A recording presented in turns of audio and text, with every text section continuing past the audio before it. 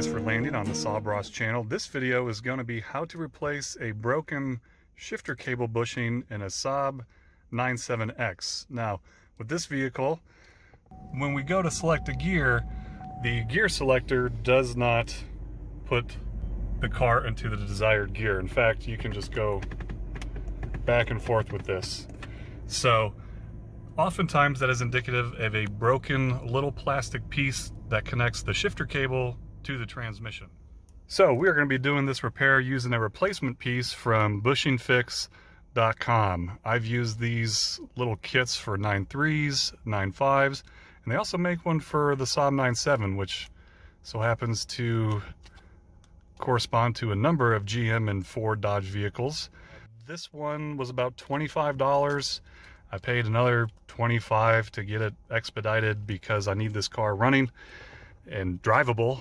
So it's not cheap for what's really looks like to be a $1 or $2 part, but it is much cheaper than replacing the entire cable.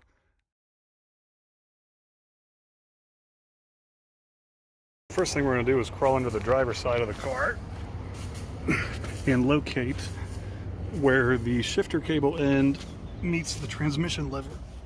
Okay, so if you crawl up to about the middle of the car and look up, that is the end of the transmission cable, as well as the lever that the transmission cable snaps into. Now it looks like there's a little bit of piece left of our old bushing on that transmission level, so I'm going to take a flathead screwdriver and pop it off, and then our bushing fix kit will push right into that with the help of a pliers.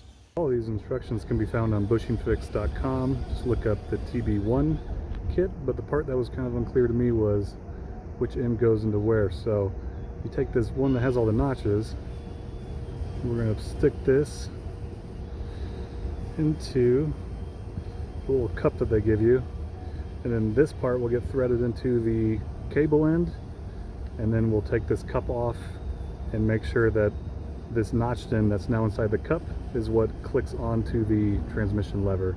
So I'm just going to go ahead and do this and film it, but if you want to see it a little bit more, again, go to bushingfix.com. You can also follow the tab in the top right, which will take you directly to that video here on YouTube.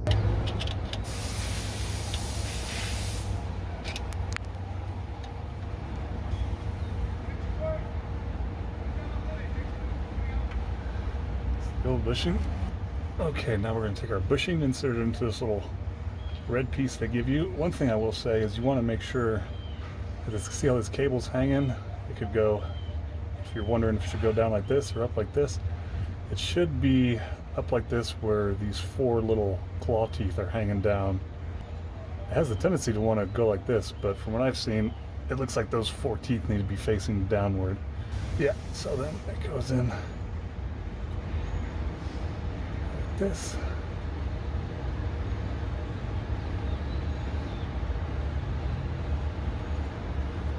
And then this should just come out. Let's get some tools in here. So I am doing this on the ground, specifically because that's how I imagine most of y'all might have to do it if you're in an emergency type of situation.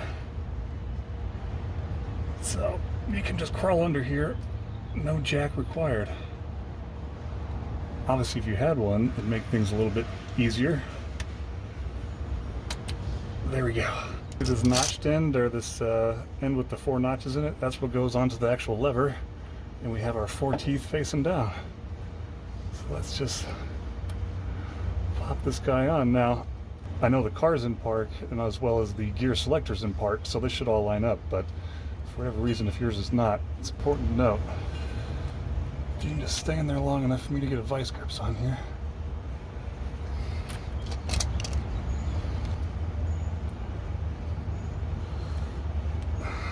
Alright, there we go. That actually popped on by hand, but we're just going to make sure we get a little extra.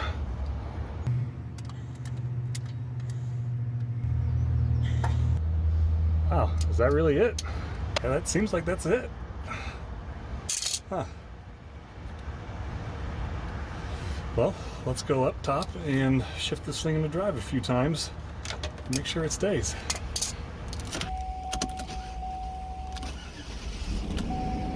thing starts so easily.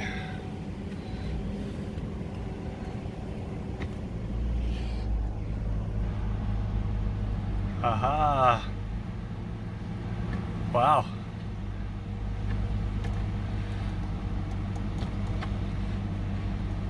Well, that was it, ladies and gentlemen. Thank you, bushinfix.com, for a really easy and life-saving fix.